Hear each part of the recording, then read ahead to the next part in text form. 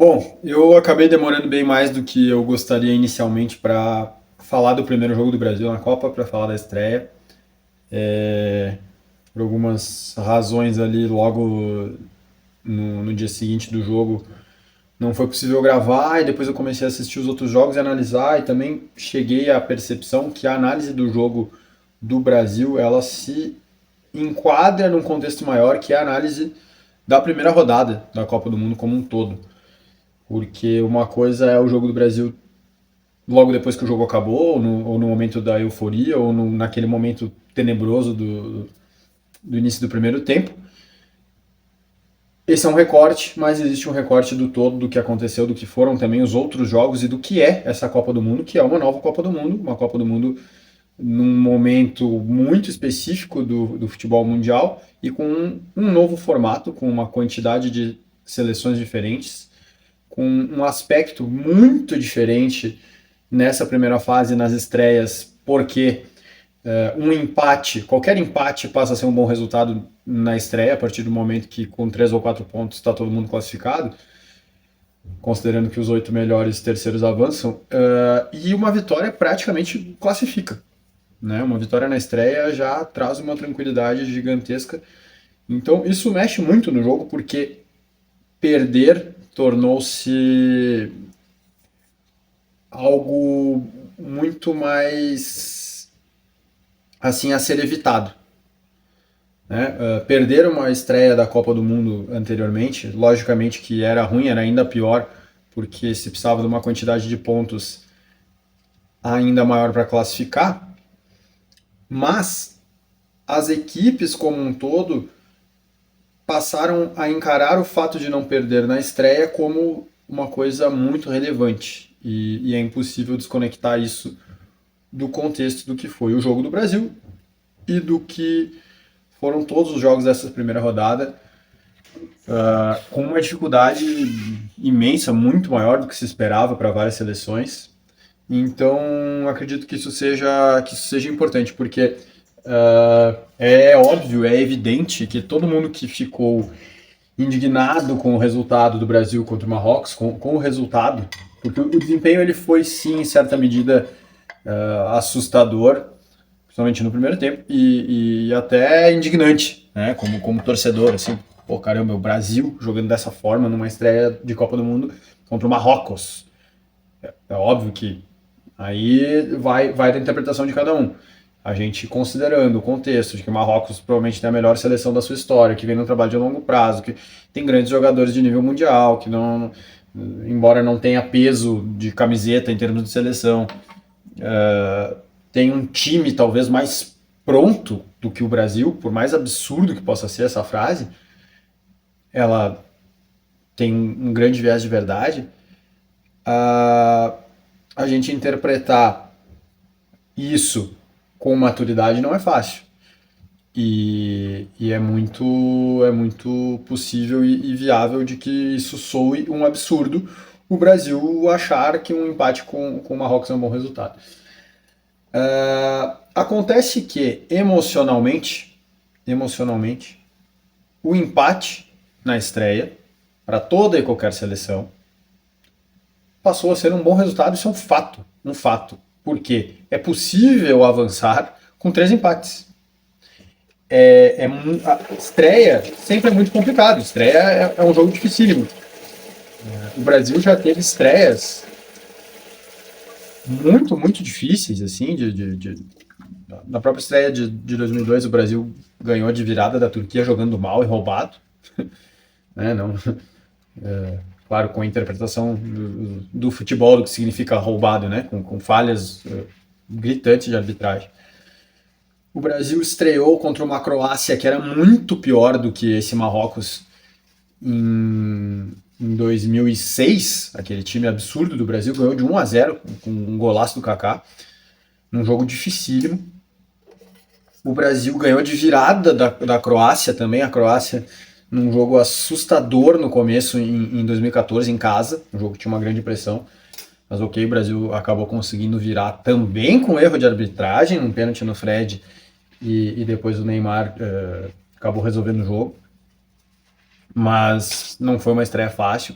Então, estreia é difícil. Estreia é difícil quando a gente é obrigado a focar em ganhar.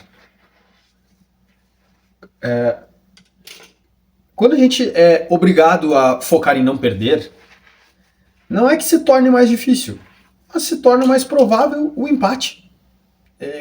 Quem, ao analisar os três adversários do Brasil, a condição de. É óbvio que o Brasil quer ser primeiro. Tem essa obrigação, entre aspas. Mas o que a gente quer é classificar, né? Inicialmente. Então, e o grupo de jogadores, certamente, ele não é contaminado com essa euforia da torcida brasileira da mesma maneira que o torcedor, que a imprensa interpreta isso. Então, lá dentro, os caras querem classificar. Eles querem, irmão, vamos passar de fase primeiro. Beleza, a gente vai passar de fase. Muito provavelmente nós vamos ganhar do Haiti, certo? Certo. Se a gente ganhar do Haiti, que é o segundo jogo, vamos botar 3 pontos na conta, ele sendo, né, prepotente, porque é um jogo que pode se complicar. Assim como a Espanha empatou com o Cabo Verde, Portugal não ganhou do Congo. Mas, ok, vamos botar esses 3 pontos na conta. O jogador faz esse raciocínio. Certo. A gente precisa de mais um para classificar. Entende? Ok, queremos chegar na última rodada classificado já. Chegar no jogo contra a Escócia classificado é muito importante. Beleza, então a gente teria que ter 4 pontos até lá. Ok, então empatar com o Marrocos tá ok. É isso. Emocionalmente, mentalmente, inconscientemente, é isso. Ninguém não quis ganhar o jogo. Ninguém não quis ganhar o jogo. Mas a partir do momento que a gente toma um susto no primeiro tempo, absurdo, que a gente fica com medo de ser goleado pela seleção do Marrocos na estreia, que aí seria uma coisa emocionalmente muito pesada. E o Vinícius Júnior acha um gol. Chama a responsabilidade. Importante a estreia do Vinícius Júnior.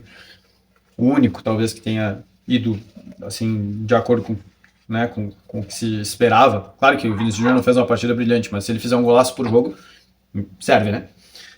A partir do momento que numa jogada ali mágica, né?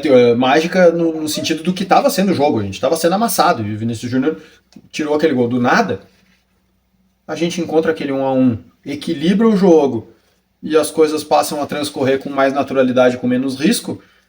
Vamos assinar esse 1-1? Vamos assinar, vamos assinar.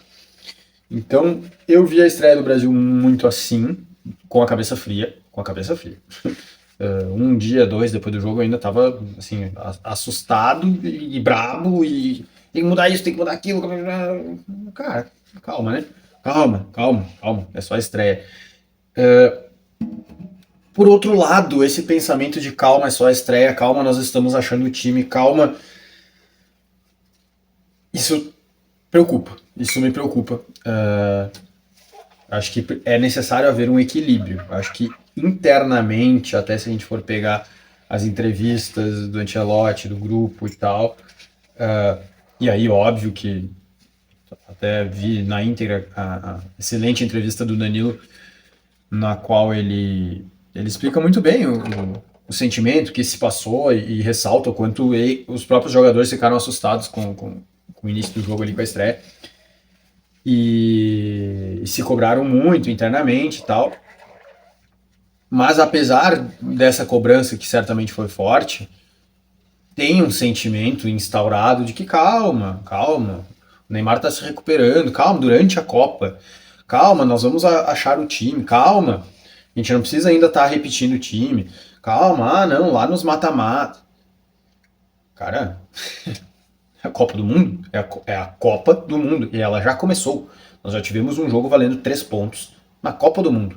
A gente não está em preparação, não é uma pré-temporada, não é assim, vamos ver, vamos ter que chegar pronto. Não adianta a gente achar que a gente. Assim, pode até dar certo, tomara que dê, porque vai ser desse jeito. Mas não adianta achar que a gente pode estar pronto só lá nas quartas de final. Porque talvez não chegue o primeiro mata-mata. Espero que não.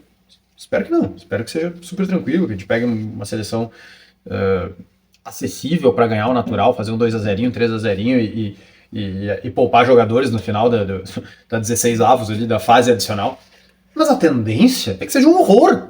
A tendência é que seja assim, que todos os mata-matas sejam Dificílimos, dificílimos, porque os jogos da primeira fase, né, as estreias, algumas seleções que era para estar sendo massacradas estão fazendo jogos muito dignos e buscando empates e tal. E se fosse um mata-mata, Espanha e Cabo Verde ia para prorrogação, talvez para os pênaltis, talvez Cabo Verde eliminasse a Espanha, entende? Então, assim, é muito perigoso o Brasil ainda não estar pronto. Sim, a Argentina se ajeitou no meio da última Copa. Sim, mas assim, não é a trajetória mais recomendável, né? Confiar de que alguma coisa magicamente vai se encaixar. Por mais que hoje não existe outra forma da gente acreditar que o Brasil pode ser campeão nessa Copa do Mundo 2026 se algo magicamente não se encaixar na hora decisiva. Porque até agora não se encaixou, até agora a gente não tem uma solidez, até agora a gente não tem um time. É claro que a gente tem evoluções, a gente tem algumas convicções, não acho que é um desastre, sabe? Não acho que tá tudo errado, mas a gente tá muito longe de. Para começar, a gente não é que a gente não tem 11 titulares, a gente não tem 8 titulares indiscutíveis. E isso sempre existiu na Copa. O Brasil já, né, sempre se chega numa Copa, pelo menos ele sabe quem são os 8, 9 ali que jogam com certeza. Hoje o Brasil tem o quê? Cara, nem a zaga, nossa zaga que é uma das melhores zagas do mundo, né? O setor que estaria mais convicto já se começa, mas e o Bremer, hein? E o Léo Pereira? Será que o Gabriel Magalhães? E o Marquinhos? Então assim, a gente não tem um goleiro afirmado, a gente não tem a zaga afirmada, a gente não tem laterais afirmados, a gente não tem volantes afirmados, a gente tem o Vinícius Júnior afirmado. E assim, só porque fez uma boa estreia também. Porque se o Vinícius Júnior faz 2, 3 jogos ruins, já se começaria a questionar, inclusive, a titularidade dele. Então, assim, a gente tem hoje um titular indiscutível. Né? Vamos ser assim um pouquinho mais, vamos abrir um pouco isso, 3, 4 titulares. Então, alguma coisa vai ter que se encaixar magicamente, porque senão não vai dar. E para que essa mágica comece a acontecer um pouco antes, acho que é bem recomendável que contra o Haiti o Brasil ganhe o jogo acima de qualquer coisa, porque se não ganhar o jogo não chega na última rodada classificado, aí é um desespero. Então seria muito importante ganhar o jogo, não importa como, para que contra a Escócia se entre com mais tranquilidade, que se tenha pelo menos um dia de paz nessa Copa. Seria entrar classificado já, e aí sim fazer alguns testes, talvez a estreia do Neymar com alguns minutos, e a gente vê se é que vai dar para contar com o Neymar na Copa. Começar a projetar alguma coisa mais sólida para que se chegue no primeiro mata-mata, pelo menos com 11. Assim que a gente saiba dizer, não, eu acho que a escalação do Brasil é essa. Porque hoje isso não existe. Ok que o futebol moderno não tem 11 titulares, mas, cara, seleção brasileira, Copa do Mundo, é desesperador não ter mais do que 5, 6 convicções de 11 titulares. E as outras seleções, por mais que seja o futebol moderno, tem essas convicções. Tem os 11, tem 9, pelo menos, que a gente sabe de cor e salteado quem são, né, as principais candidatas ao título. É isso, bora, vamos ver o que acontece. Fora isso, só para trazer um destaque, uma seleção que me surpreendeu muito positivamente, que eu fiquei bem impactado, foi a Inglaterra. A Inglaterra sempre tem um bom time, sempre tem bons nomes, sempre tem uma boa expectativa, mas normalmente não joga bem. E a Inglaterra jogou muita bola, muita. E é isso, vamos ver o que acontece na torcida aí, nesse sentido. Nada mudou, nada mudará. Vamos todos nos iludir juntos e buscar o Hexa.